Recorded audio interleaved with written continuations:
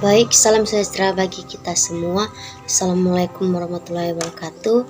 Shalom, Om Swastiastu, Namo Buddhaya, salam kebajikan. Perkenalkan, nama saya Dewi Tetelam Banua dengan NIM 2206 1102 0631 dengan prodi atau jurusan manajemen Fakultas Ekonomi dan Bisnis kelas 1B9 manajemen.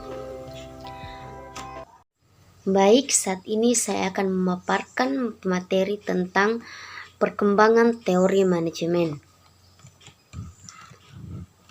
Pendahuluan bab 1, perkembangan teori manajemen. Perkembangan teori manajemen sampai pada saat ini telah berkembang dengan pesat.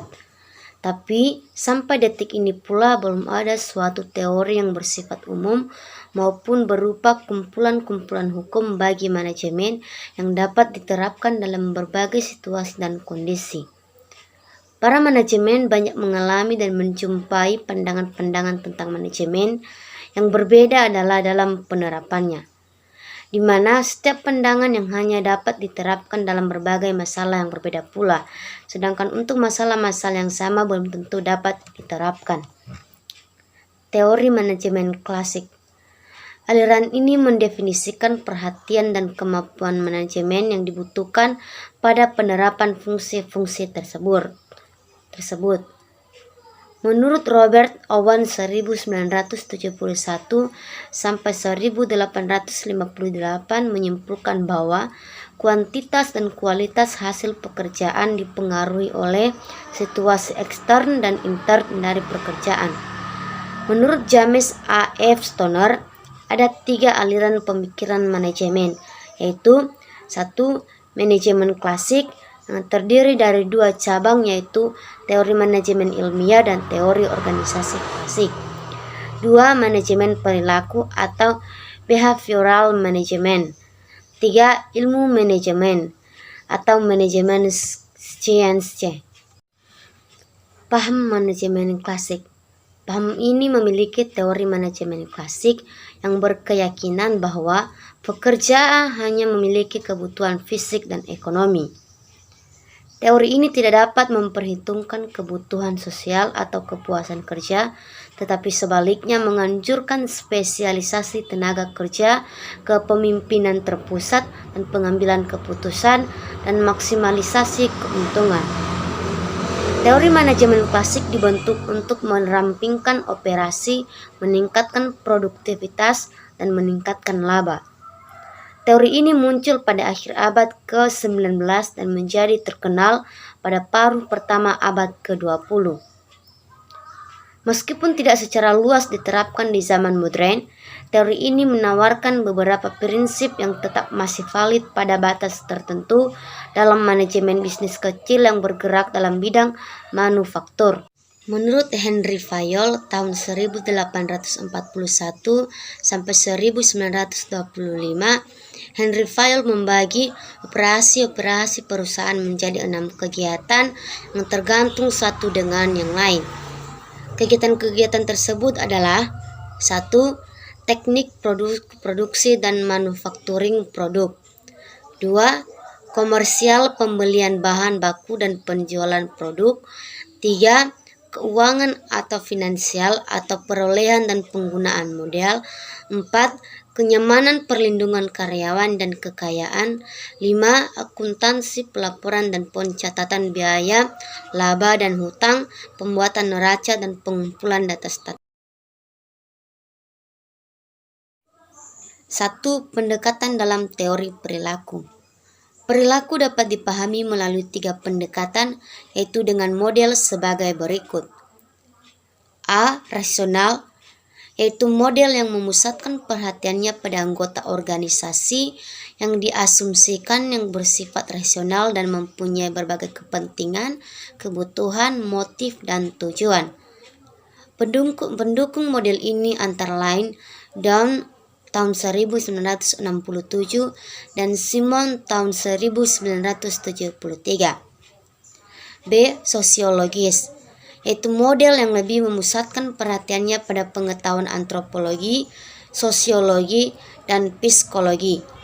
Pendukung model ini antara lain Bern tahun 1970. C.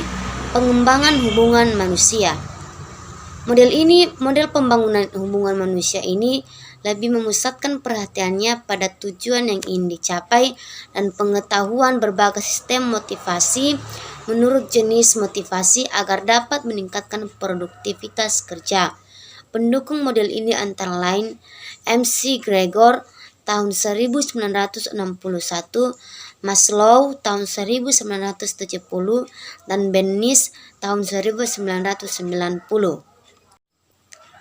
Teori perilaku merupakan pengembangan dari pendekatan hubungan manusiawi. Pendekatan ini memandang bahwa perilaku manusia dipengaruhi oleh sistem sosialnya. Maslow yang terkenal dengan teori hierarki kebutuhan untuk menjelaskan perilaku manusia dalam kaitannya dengan motivasi manusia, yaitu pada dasarnya adalah perilaku goal oriented. Dengan kata lain, perilaku pada umumnya dimotivasi oleh kegiatan untuk memperoleh kebutuhan. Sesuai dengan ini, maka yang mendorong seorang berperilaku tertentu dipengaruhi oleh kebutuhan yang paling mendesak. Ia mengatakan bahwa setiap orang mempunyai suatu hierarki kebutuhan dan secara berturut-turut terdiri dari A. Psychology needs, B. Safety needs, C. Social needs, D. Esteem needs, E. Self-actualization needs. 2. Prinsip teori perilaku.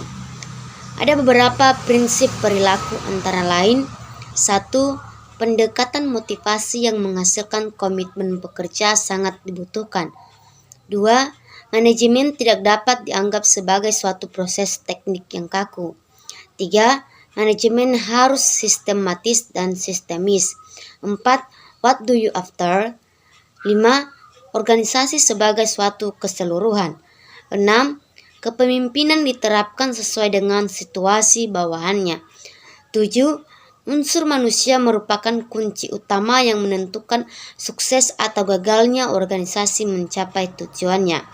8. Manajer masa kini harus dididik dan dilatih untuk memahami dan menerapkan konsep-konsep manajemen. 9. Komitmen dapat ditingkatkan melalui partisipasi dan keterlibatan para pekerja. 10. Pengawasan harus dibangun dalam pengertian positif, bukan mencari kesalahan tetapi mencegah terjadinya kesalahan secara diri sendiri. Sumbangan teori perilaku seperti yang telah disebutkan tadi adalah untuk dikembangkan dalam teori motivasi. Selain itu, untuk mengetahui perilaku kelompok, hubungan manusiawi di tempat kerja, dan pentingnya hubungan manusiawi di tempat kerja. Ahli perilaku menyarankan untuk dikembangkan dalam teori-teori kepemimpinan, konflik, kekuasaan, perubahan organisasi, dan komunikasi. 3. Macam-macam gaya kepemimpinan. Dilihat dari segi efektivitasnya, tiap-tiap gaya kepemimpinan dapat dikelompokkan menjadi 2 macam, yaitu A. Kepemimpinan yang kurang efektif, yaitu kelompok yang kurang efektif yang terdiri atas gaya kepemimpinan yaitu sebagai berikut. 1. Deserter. Perilaku kepemimpinan yang tidak merasa terlibat, moral kepemimpinan rendah, dan suka untuk diramalkan. Ia adalah sifat pemimpin yang pasif. 2. Misionari, yaitu pemimpin yang mempunyai sikap menggampangkan tugas dan persoalan, penolong dan lemah. Pimpinan gaya ini hanya tertarik kepada keharmonisan organisasi. 3. Autokrat, yaitu perilaku pemimpin yang keras terhadap bawahan, keras kepala, bandel, dan ingin menang sendiri. Ia merupakan pemimpin yang tidak mempercayai orang lain, tidak menyenangkan bawahan, dan hanya tertarik pada tugas atau kegiatan yang mendadak. 4. Kompromiser, yaitu perilaku pemimpin yang tidak mempunyai pendirian yang tetap, berpandangan sempit, dan tidak memberikan keputusan yang jelas. B. Kepemimpinan yang efektif. Kelompok yang efektif mencakup gaya kepemimpinan yaitu 1.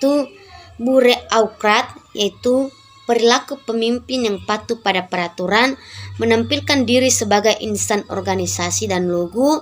Ia adalah pemimpin yang tertarik pada aturan dan prosedur untuk kepentingan dirinya. Ia pun menginginkan peraturan dan pengontrolan dengan caranya sendiri, serta senantiasa memperhatikan tugasnya. 2. Developer, yaitu pemimpin yang mempunyai gaya kepemimpinan kreatif, memberikan pelimpahan wewenang dengan baik, dan menaruh kepercayaan kepada bawahan. Ia adalah pemimpin yang mempercayai bahwa masing-masing bawahan dapat berkembang sendiri. 3. Benevolent, yaitu perilaku pemimpin yang mengandalkan organisasi dengan lancar dan tertib, mempunyai keahlian dalam mengorganisasi, dan memiliki rasa keterlibatan diri secara mendalam. Dalam hal ini, organisasi adalah sebagai suatu sistem aktivitas kooperatif antara dua orang atau lebih. Apabila terjadi hubungan kerjasama antara dua orang atau lebih, maka akan timbul hubungan timbal balik yang saling mempengaruhi antara kedua orang yang bekerja sama tersebut dan mengalami perkembangan, sehingga menimbulkan persoalan-persoalan baik psikologis, sosial, maupun ekonomis. Kedua orang tersebut bersedia melaksanakan kerjasama yang kooperatif karena mereka menginginkan kepuasan dari adanya kerjasama tersebut. Sebagai akibat dari adanya kerjasama kooperatif tersebut, maka akan terdapat adanya tujuan bersama, yaitu tujuan organisasi, dan di samping itu terdapat pula tujuan pribadi daripada individu yang menjadi organisasi itu. Oleh karena itu, memiliki kepentingan sendiri yang harus dipenuhi dari hasil kerjasama kooperatif antara para anggota tersebut. Untuk menjaga adanya kesinambungan dari adanya kerjasama antara para anggota organisasi tersebut, maka organisasi harus memberikan imbalan kepada para individu tersebut. Dengan diberikannya imbalan tersebut, maka individu akan mempunyai kewajiban untuk memberikan sumbangan atau partisipasi kerja guna mencapai tujuan bersama atau tujuan organisasi tersebut. Dalam hal ini perlu diperhatikan adanya keseimbangan antara imbalan yang diberikan oleh organisasi kepada individu anggota-anggotanya dengan besarnya sumbangan yang diberikan oleh para individu kepada organisasi. Pendekatan kontemporer.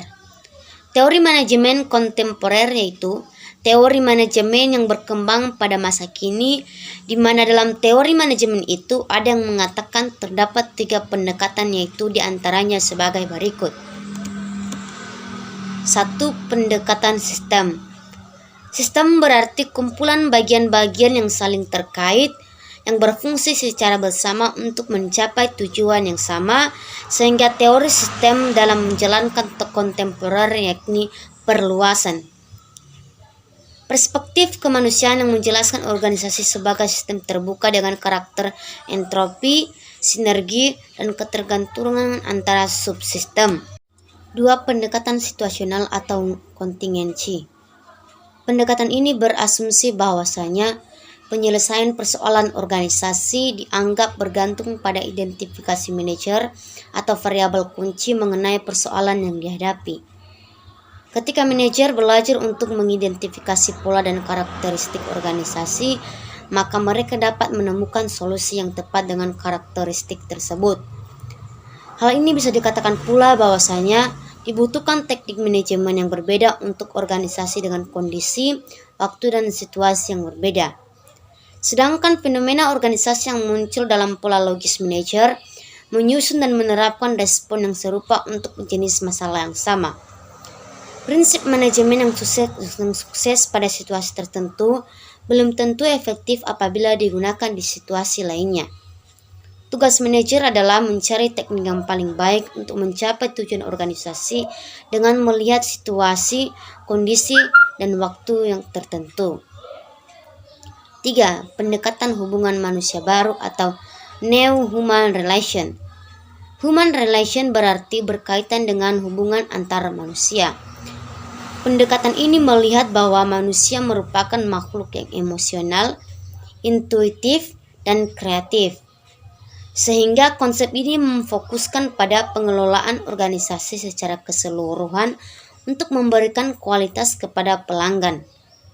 Dalam hal ini ditekankan pada kontrol kualitas yang mengarah pada pendekatan yang menekankan keterlibatan karyawan dalam pencegahan masalah kualitas. Dalam pendekatan hubungan manusia baru ini dikenal pola TQM atau Total Quality Management, yaitu sebuah konsep yang memfokuskan pada pengelolaan organisasi secara keseluruhan untuk memberikan kualitas kepada pelanggan. Ada 4 elemen penting TQM adalah keterlibatan pelanggan, fokus kepada pelanggan, penentuan acuan, serta perbaikan terus-menerus. 4. Perkembangan manajemen di masa mendatang. Ada 5 kemungkinan arah perkembangan teori manajemen di masa mendatang, yaitu 1. Dominan, yaitu di mana salah satu dari aliran utama muncul sebagai yang paling berguna. 2. Divergence, atau di mana setiap aliran berkembang melalui jalurnya sendiri. 3. Convergence, di mana aliran-aliran dapat menjadi sepaham dengan batasan-batasan di antara mereka cenderung kabur. 4. Sintesa, di mana masing-masing aliran berintegrasi. 5. Prolifera, atau di mana ada kemungkinan muncul lebih banyak aliran lagi. Sejak adanya industri di Inggris, telah muncul berbagai teori dari aliran manajemen yang dikenal. Dari sekian banyak teori atau aliran manajemen yang ada, terdapat 3 teori atau aliran besar yang mempengaruhi manajemen. Teori atau aliran manajemen tersebut adalah sebagai berikut. 1. Aliran manajemen klasik. Aliran manajemen klasik dapat dibedakan menjadi teori manajemen ilmiah, yang dalam buku-buku literatur manajemen ilmiah sering diartikan berbeda, yaitu yang pertama, manajemen ilmiah merupakan penerapan metode ilmiah pada studi, analisa, dan pemecahan masalah-masalah organisasi. Sedangkan yang kedua, yaitu manajemen ilmiah, adalah seperangkat mekanisme-mekanisme atau teknik-teknik untuk meningkatkan efisiensi kerja organisasi. Teori organisasi klasik yang menurut Henry Fayol yaitu suatu manajemen mempunyai 5 unsur, yaitu perencanaan, pengorganisasian, pemberian perintah, pengkoordinasian, dan pengawasan. 2. Aliran hubungan manusia atau aliran neoklasik. Aliran hubungan manusia muncul karena adanya rasa ketidakpuasan terhadap aliran manajemen klasik dan teori organisasi klasik. 3. Aliran manajemen modern. Aliran manajemen modern dikenal juga sebagai aliran kuantitatif, yaitu aliran ini berkembang melalui pengembangan dari aliran hubungan manusiawi dan dibangun atas dasar manajemen ilmiah. Seiring dengan kemajuan dan perkembangan zaman, diyakini bahwa teori atau aliran manajemen akan terus berkembang. Akan muncul suatu teori atau aliran manajemen yang baru yang dianggap dapat mewakili kebutuhan akan efektivitas dan efisiensi dalam kegiatan suatu organisasi atau perusahaan. Dari kemungkinan aliran atau teori tersebut dan berdasarkan perkembangan ilmu manajemen, kemungkinan akan muncul lebih banyak lagi aliran atau teori manajemen. Hal ini dapat dilihat dari pendapat ahli yaitu Warren Haynes dan Joseph L. Massey. Warren Haynes dan Joseph L. Massey dalam bukunya Manajemen Analisis, Concept and Case membedakan 6 aliran teori manajemen yaitu aliran akuntansi manajerial, aliran ekonomi manajerial, aliran tesis organisasi, aliran hubungan manusiawi dan perilaku manusia, aliran kuantitatif atau matematik dan statistik, dan aliran teknik industri. Menurut John G. Hutchison, dalam bukunya Manajemen Strategi and Tactics, membagi aliran teori manajemen menjadi 6, yaitu aliran operasional atau proses manajemen, aliran empirik atau kasus, aliran perilaku manusia, aliran sistem sosial, aliran teori keputusan, aliran matematik. Demikianlah pemaparan materi tentang perkembangan teori manajemen. Saya ucapkan terima kasih.